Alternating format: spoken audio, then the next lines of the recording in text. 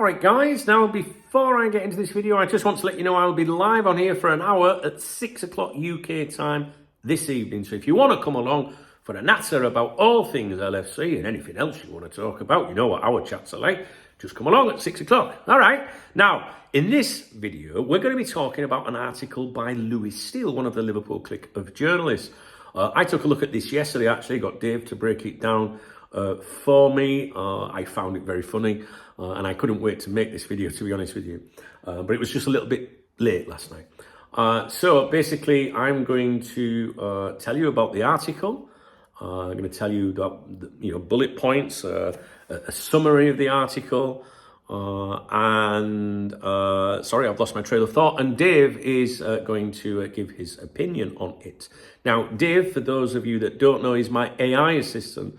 I've trained him to analyse football news articles, the journalists that write them, and the publications that push them on us. And we have a huge log of everything that Steele has published, along with all the other journalists. So any journalists we mention on here, or any outlet, we keep a log of them, so we can look back and see what they've previously said. Look for inconsistencies or changes of opinion. Maybe they're more positive, maybe they're more negative, things like that. So the article is paywalled, okay? Now it is billed as exclusive, but it's not like, I can't really do it. Normally when I see an exclusive, I put it under my series, another exclusive. But it's not like an exclusive article, like breaking news. It's exclusive content, if you like. Hence, why you've got to pay for it. So I can't read the article to you, but I can summarize it, okay? And we're going to do just that. Now, it is titled as follows: Liverpool Confidential Q&A Special. Steele reveals Reds transfer plans. The latest on moves for Michael Olise, Adam Wharton and Antoine. Is that right? Semenyo. An update on Marc Guehi, Arne Slot's new deal, and what's going on with Federico Chiesa. Sounds like interesting stuff. Sounds like serious biz. Let's take a look. So, for those of you that don't know, who is Steele? The following is Dave's opinion. Steele is a relatively new football journalist for the Mail, billed as their Liverpool expert for the paywalled Mail Plus section. His role isn't to break news like Paul Joyce or Ornstein. It's to fill the Liverpool Confidential column with steady, club-focused content that keeps subscribers feeling like they're getting inside info. Steele's reputation among Liverpool followers is mixed at best. He's articulate and presents well, but his exclusives rarely include genuine revelations.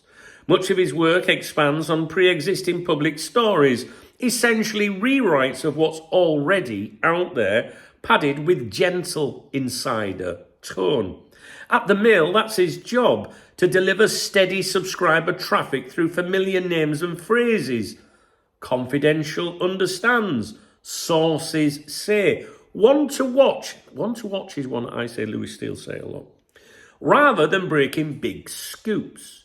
For paywalled writers like him, success is measured in volume, consistency, and click retention, not journalistic impact.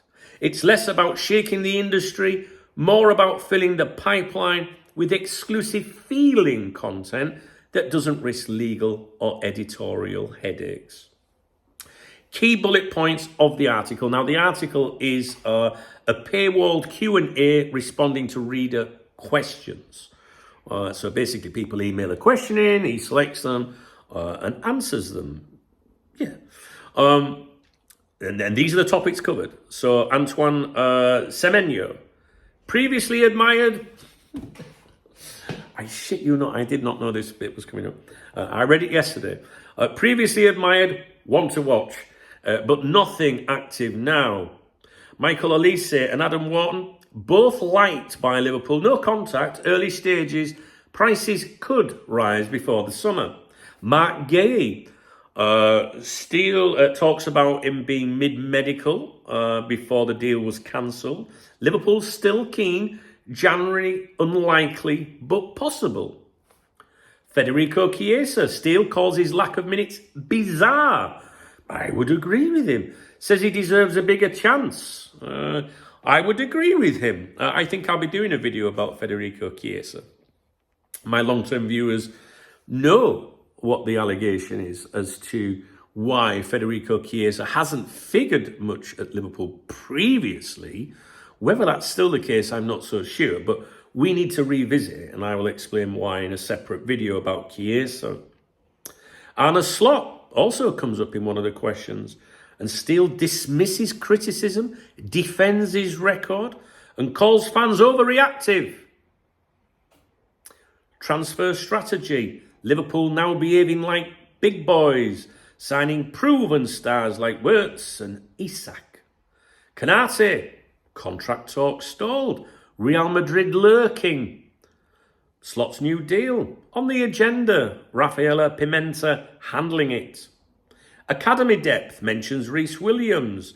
Amara Nalo, Welity Lucky, Carter Pinnington as cover options if injuries strike. I know zilch about the academy. I never show any interest with it, guys. And the reason for that is that in almost 3 decades of doing this, I've come to learn that so many starlets and gems are signed, and we beat Barcelona and Real Madrid and Man City and Chelsea and all that to get these kids, and not many do you ever hear of again. Do you know what I mean? I'm sure you guys are way more knowledgeable than me with the academy players and prospects. So transparency, I'm completely honest on here, you know. I'm more media, journals, breaking things down and stuff like that. Article context. So, published under the Liverpool Confidential banner, a weekly Mail Plus feature meant to simulate inside access. It comes after a rough spell, 3 straight defeats. So Steele frames this as fan reassurance, a Q&A to clear the air. The tone is classic damage control journalism, calm, sympathetic, and deferential to the club hierarchy. It reassures fans that all is fine while peppering in soft tidbits. Liverpool like Wharton. Chiesa deserves a chance. To make readers feel informed. The main theme. Well, the core theme is calm down, everything's under control. Steele's entire angle is to soften the tension. Defending Arne Slot, reframing crisis talk as overreaction, and reminding readers that Liverpool are still near the top.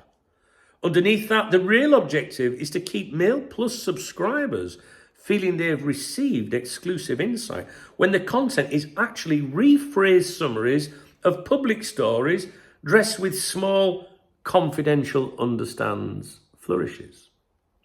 Each answer already public knowledge, is it? What do you think? So look, if we look at Antoine, Semenyo, says Liverpool liked him earlier in the year. That's it. Adds nothing new. Same surface level info from summer gossip. Tick. Already public knowledge. Michael Olise and Adam Wharton. Olise, one to watch, is a recycled line from previous Steele pieces. Wharton, Liverpool like him, is the same generic phrasing used by half the UK press since July. Tick. Already public knowledge. Marc Guehi, it just talks about the medical before Parish pulled the plug. It's just a rework deadline, rework deadline day news, if you like. So tick already public knowledge. Federico Chiesa, observations on his minutes, form and injuries, all visible facts. The bizarre tag adds opinion but no intel. Tick. Already public knowledge. Transfer strategy. Just rhetorical flourish. Liverpool behaving like the big boys is commentary, not reporting. Tick. Pure opinion. Konaté says talk started a year ago. No updates. Madrid lurking. Exactly what Jose Felix Diaz, Manu de Juan and others in Spain have been reporting for months. Steele's timing conveniently follows their pieces. Tick. Reheated Spanish news, not exclusive. Slot's new contract. Mentions Rafaela Pimenta handling it and that it's on the agenda. Adds no dates or details. It reads like filler. Tick, non-story, framed as development. Academy players, Reece Williams, Nallo, Lucky, Pinnington. Reads like a quick scouting paragraph inserted to pad the article. No new names, no quotes, no genuine insight. Tick, completely generic academy filler. Dave's not impressed, I think. Summary. Steele's Q&A special promises fan answers and insider info, but mostly rehashes safe, obvious talking points already known from public reporting or previous columns. The tone is polite and professional, but everything about the structure screams content obligation, a writer needing to justify the paywall slot with something to publish midweek.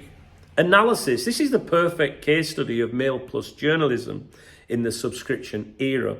It's content built not to break news, but to appear informed. Steele's pieces don't move the story forward. They summarize the current landscape in a warm, readable style that flatters both club and audience. And Steele does, Lewis Steele does flatter the club a lot, actually. And, especially, Richard Hughes, the suggestions that, because he is like the new kid on the block, that he's, if you're really gushing and praising, Richard Hughes, then maybe you'll get in his good books kind of things and get in there a little bit, more than just your professional relationship as a click journalist, you know what I mean? It's written to make fans feel like insiders, but without ever revealing anything that could anger Liverpool's media team. Every section carries that soft undertone of, Liverpool are fine, Slot's fine, stop worrying.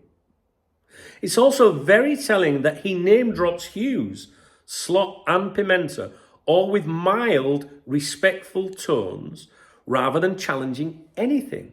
This is PR-flavoured journalism dressed up as exclusive. Rather than challenging anything, I'm not really sure that Steele needs to challenge anything, David. Maybe Slot a little bit, because he's the manager and he's got to be the one that gets them playing. But I would agree with Lewis Steele that we need to just calm the fuck down. Let's see. Every right to be cautious and to express concern.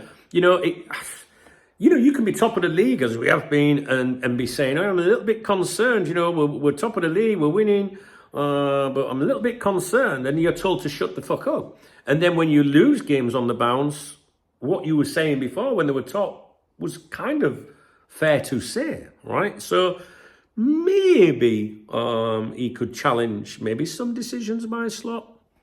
I don't know. I think Dave might be a little bit harsh with that one. So the verdict by Dave is as follows.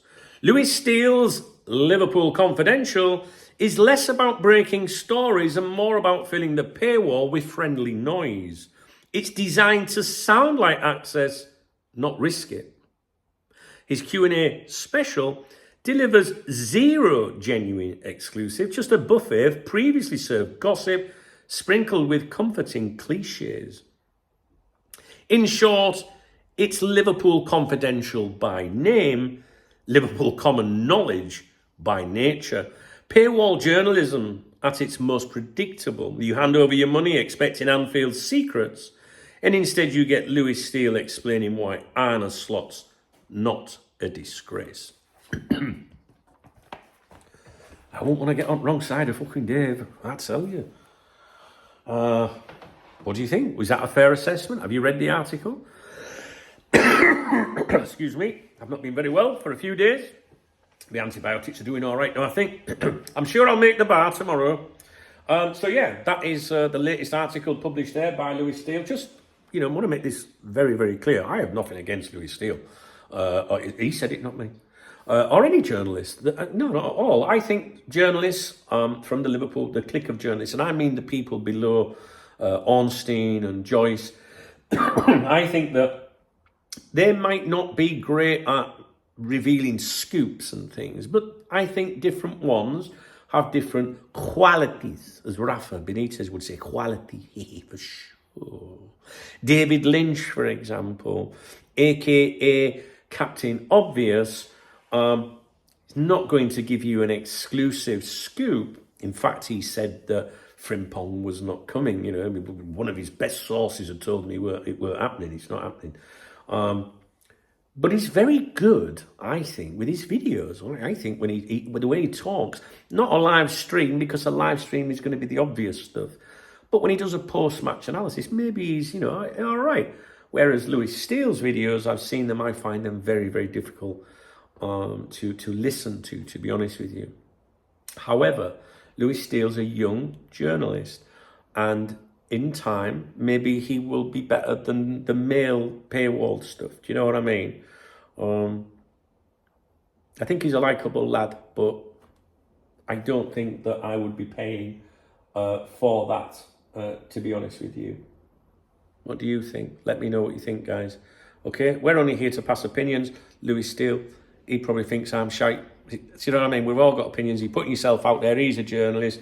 I'm doing something on YouTube. Everyone's entitled to their opinions. It doesn't mean that they're not nice people. Do you know what I mean? All these journalists, they're doing a job, and that's it, right? And it's up to us to decide who we listen to and who we don't. It's that simple. And I think sometimes people think that when you criticise a journalist, you don't like them or something. It's not like that. It's the same with players. You know, you can criticise a Liverpool player. It don't mean that you don't support them. It's one of the worst things you hear, you know, from football fans sometimes. When Nunes was getting stick, people, oh, you should be fucking supporting it. Every single time Nunes played, people supported him. But they had every right at the end of a game to turn around and say, you know, he's fucking shy. It doesn't mean you dislike the lad or you're not going to support him. Do you know what I mean, guys? It's just about opinions. And I saw Jordan Henderson said in an interview maybe last season, he sat in front of the media and he said, you know, you're writing things that are not fucking true. Do you know what I mean? Like, or about him as a person. And he said, when I'm on the football pitch, you can slag me off, you can criticise me, whatever. That's your job. I'm out there to be judged. But when you start talking about my character and things that are not true, that's crossing the line. And I would agree with that. So when people say, you know, like Bad News Pierce, James Pierce, for example, right? Bad News Pierce, Captain Obvious, they've all got little fun nicknames because of the reputation, right? But when you start getting personal and stuff, I don't like that personally, you know, like, you know what I'm saying? I just want to make that clear that this isn't about being mean or anything to anyone. It's just like, it's just not very good. All right. So, according to David, it wouldn't have to do with me. I'm impartial. I don't have an opinion. Did you enjoy this video? If you did, please thumbs up the video. Please drop me a comment. Now, unfortunately, I'm not employed by a major media organisation. You know, this my survival, if you like, is you watching my videos. That's right, you using the super thanks button underneath the video, the love heart. All right. That's how I get by in life, you know what I'm saying? All right? My channel members, there you go. Woohoo!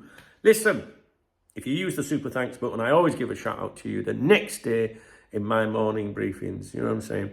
And you know that I don't clickbait you, I don't make sensational videos, I don't take the piss, and I do my best, all right? And I can only survive with your support. And your support can be as little as a thumbs up and a comment.